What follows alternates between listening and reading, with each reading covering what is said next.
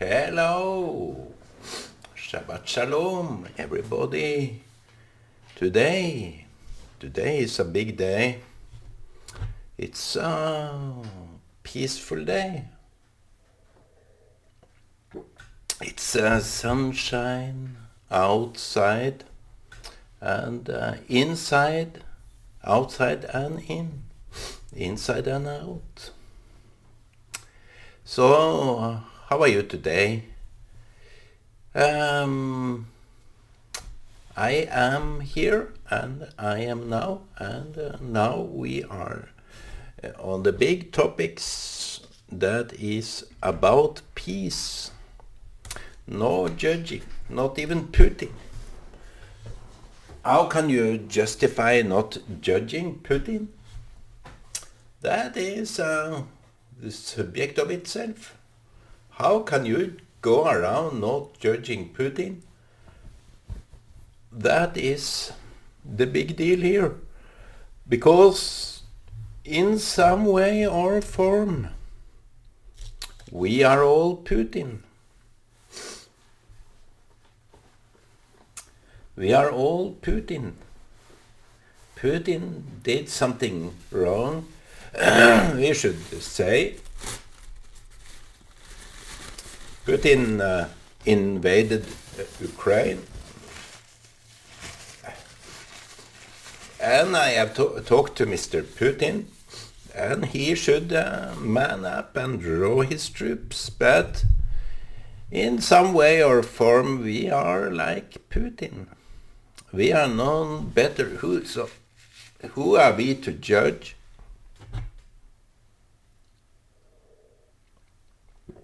It's hard to say when the judges of today are in a glass chamber. So the judgment should be very, very fair, because we are to be blamed too. In what way are we similar to Putin? I think in some way, if we analyze what Putin just did, he first and foremost lied. He said that he is not going to invade Ukraine, and some days later he invaded Ukraine.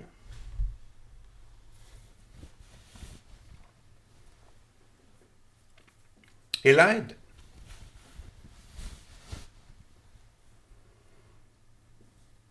And out of his decision, he killed.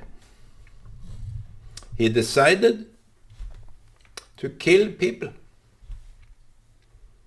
So, in a way, our decision, we never know the extent of our decision making. So you can say our decision will make people suffer, maybe also die. Just look at Adam and Eve. They did a wrong thing. They broke the words. I don't know whether it was an agreement. Maybe it was just the pure fact that when you are ruled on, as God did with Adam and Eve, don't take on that tree, because on that tree, if you take that, you will die. So it came with a warning, of a clear message. You will die. What kind of death happened? You see, in a way, they didn't die. But that came, that break of rule, that forbiddenness, led to another thing. That before that, can you see any consequences of their doing? No. It's only consequences of doing bad things, not that I dispute myself, because if you do good, there are good consequences. That is for sure. But I think the nature brings forth consequences when you start to do wrong, when you break the law, when you break some commandments. It gets consequential. That's where we begin to think about the consequences of our deeds. We don't think so much about when we do good, because it would you be rewarded for doing good? No. I don't think, in fact, one should be rewarded for doing good. One should be, it should be a consequences for doing bad. And that is, even the good things we do have some bad consequences. So that's how screwed up the world have become. So obviously, they didn't die, but so many dead because of that. So many screw-ups because of breaking that law. And Mr. Putin is no exclusion from that. He is not in a vacuum. So we see by Putin's action that it leads to bad things. The consequences of bad things can't be on a limit scale, because it's getting worse and worse, until the degree that we lose our humanity. We lose our awareness of our neighbors, our siblings, our ancestors, where we're coming from. So Putin, what have he really done? He first lied, and then he invaded, which he said he wouldn't do. Now he gives a good or a bad excuse for just doing what he did. So he excused himself, and that's the third thing that Adam and Eve did. The first they didn't listen to the command. Then they did against the command, and then they gave themselves an excuse. And also, when you are doing the wrong things, you make excuses for doing that, because you want to justify what you did, or what I did. I can't point fingers at anyone. But if you justify your bad actions, you feel that you are in a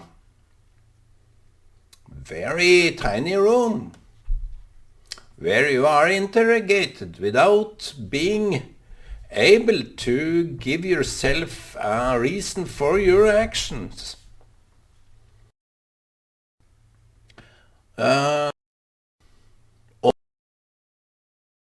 Did you do this? Not your excuses, not your explanations. And that is the hard judgment of itself. Everybody wants to excuse themselves. Everybody wants to make up a reason for why they did what they did.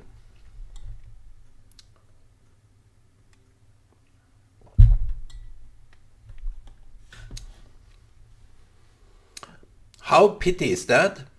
It is not. It's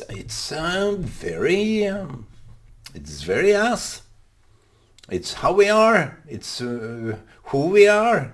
We make excuses when things go wrong. If you want to help a friend, then you spoil something. My father did that to his sister. And he asked me, Ole, who should cover that cost? I use my father because it's a good example. He wanted to. I said to him, because he said to me, I have no one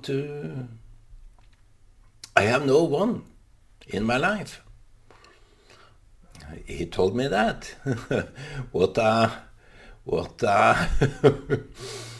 a degree of vulnerability. So I don't laugh at him because of that. It's how you can feel. I feel all alone. I feel I'm destined to myself. I'm all by myself. Yet he had his wife. Yet he had his children. Yet he has his church to interact with those people that he knew from before. But he told me, I have only you, Ole. I have only you. And that is a degree of vulnerability that one shouldn't go down to that level in any which way. So I said to my, why you have your sister? I tried to find someone, because his sister was all the time he was in Kenya, and some rare occasion he briefly went and visited his sister, and that felt quite odd sometimes, I have to admit, because he was very judgmental. He said that, you see, she's not a Christian, she's not a believer. But that was the turning point for me. Are you that judgmental, Papa? Are you better than her? How can you judge her like that? Because she is not of the same belief? That is, she is first and foremost your sister.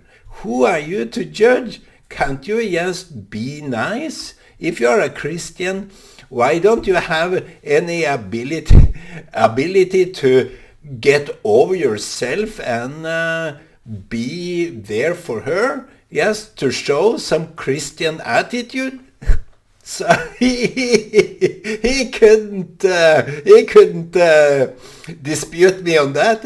Of course, that is how perfect are the Christians today? They can't be together with people that is of opposite faith. I love to be with them because then I get something to think about. I'm encouraged. What? Is it that I have all the answer and they have no answer at all? They are brain dead? No. It's a sense of value. It's a sense of how they value their life, how they value their values, and if you are a Hindu, Muslim, or Jew, I think that they are that because of a very good and personal reason. I'm a Christian because that is my belief, and I'm not here to. That is the kind of Christianity we grew up in. In old times. I don't know how it's now, because I'm out of it for a long time ago, 21 years ago, 22 years ago.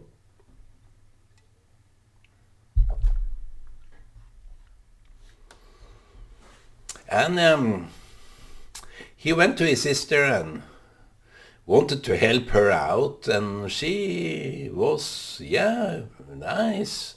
And he broke some kind of basin in the bathroom. So he told me I was so unlucky. I tried to help her, but I broke the basin in the bathroom. So that's sad. Sorry for that. And he said, what do you think? Who is to pay that? Who is it? No, Papa, you have to humble yourself sometimes.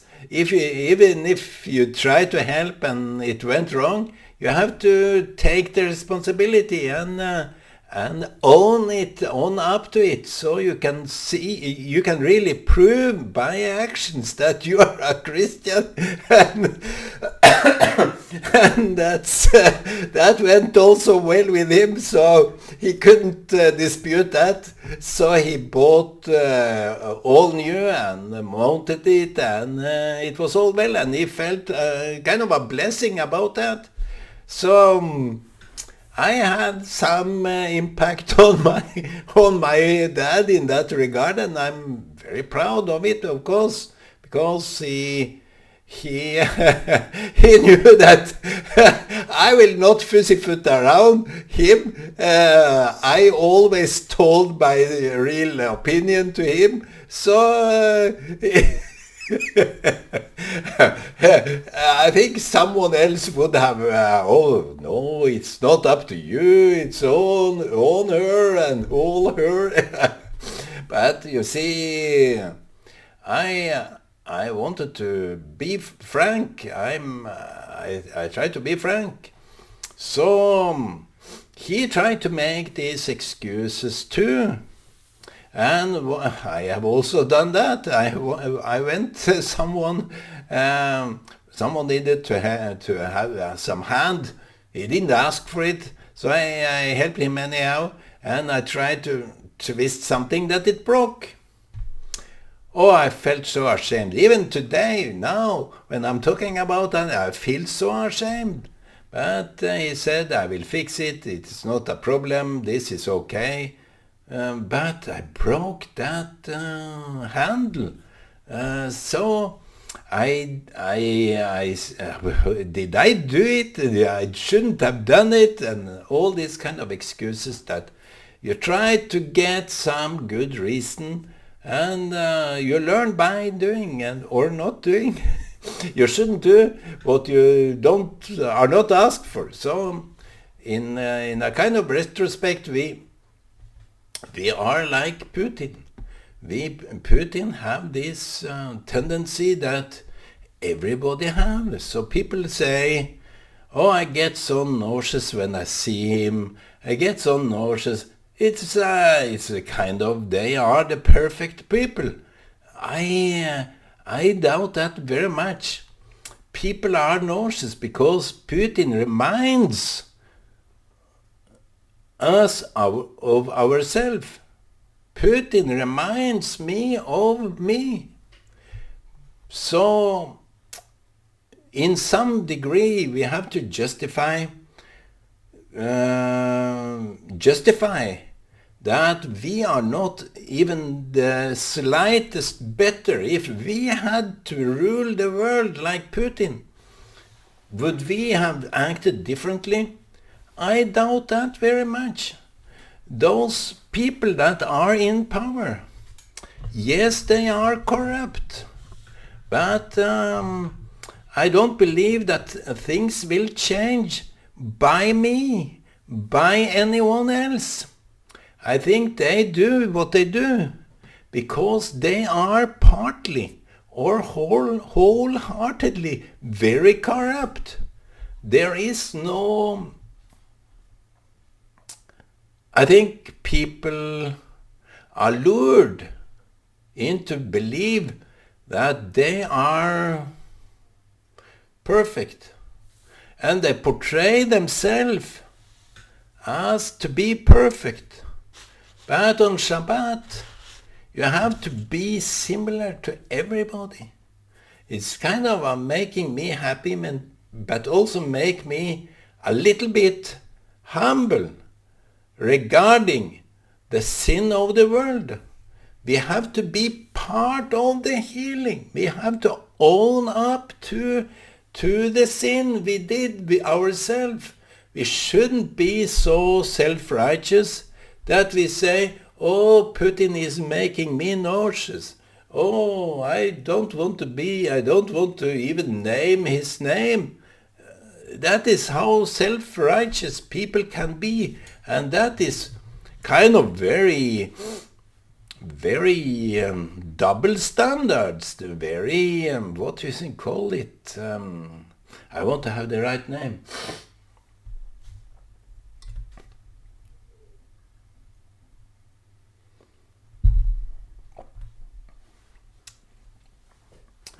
They portray themselves in a very falsified image. They act as they are righteous. They are the moral standard.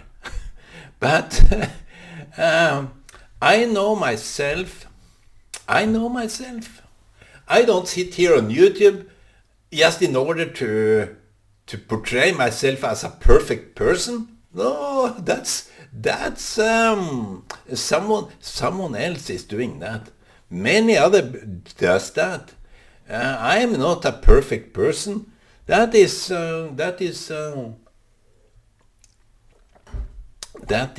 so low to portray themselves in that retrospect that they are almost worshipped for being perfect.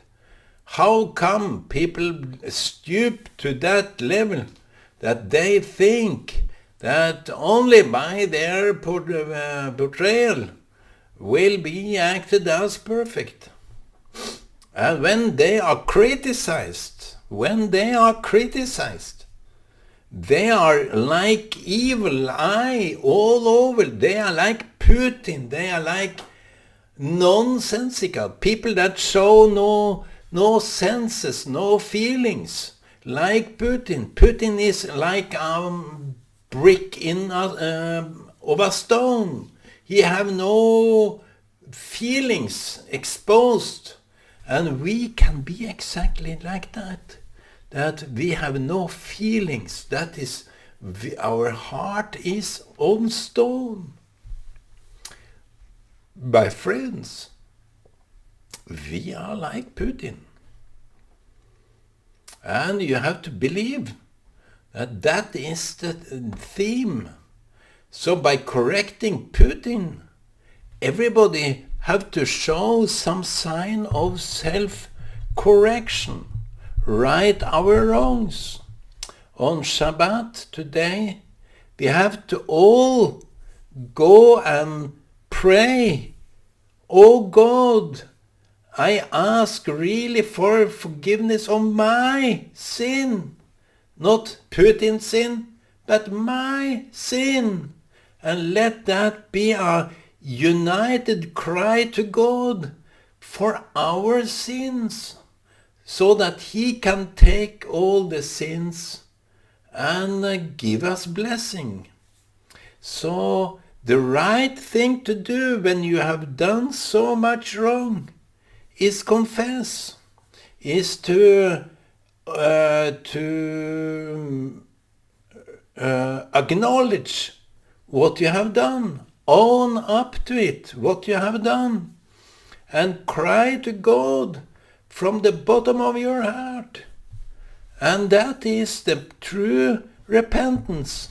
We can't look always at Putin or other people that are cruel, corrupted, and sinful. We have to look at ourselves to do the right thing. So, my friends, I'm not perfect, and the degree of braveness I had with my dad, I told him to his face, you should go and see your sister. That is the true, and that struck his heart. You can work for all your life for what you believe in. But if you don't see your brother, if you don't see your sister, if you don't see your neighbor, what have you really achieved? So humble yourself, get down, get to the ground level, be flattened by the humble. The pure fact that we are all dust, we are all sinners, we are all bad stuff, but we can erect ourselves, our conscience, our moral code to be someone that we should be in God's eye.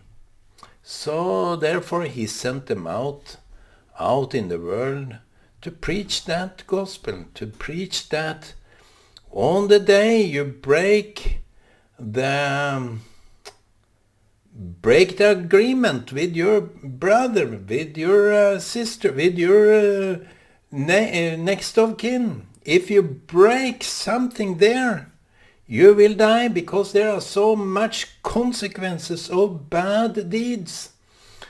When you can't be heart to heart with people, when that is broken, and we saw that with Adam and Eve and God, it was a heart-to-heart relationship, because every so often they spoke together, they were together and interacted together.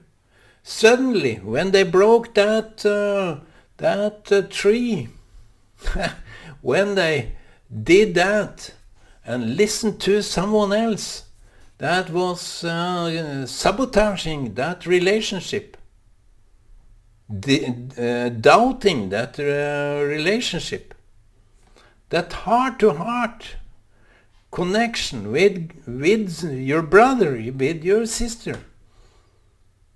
When that is broken, so much wrong will happen, so much wrong and hurtful stuff will be done. So to mend a broken heart. Shabbat Shalom, my friends. Since we admit that we are not far away from Putin in any regard, we have been senseless, we have been lying, we have maybe to the degree also killed. Because breaking a heart, breaking a bond, is also to kill your brother, kill your sister, kill your next of kin. If you break that connection, that you don't feel that connection anymore, when lies are interfering, when deceit are interfering, when you lure people into believe something they shouldn't do, and when your portrayal of yourself is not honest, by heart to heart, you will know. You will know. Thank you, my friends.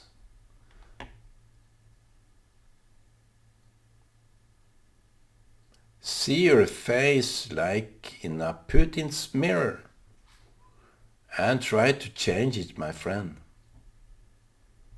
That's how you do it. When you want to change Putin, change yourself. Be honest with yourself, at least own up to it. Don't pussyfoot around yourself. Be honest. Be brave. Admit. Don't go around the shit. Go to the fact. Shabbat Shalom, my friends.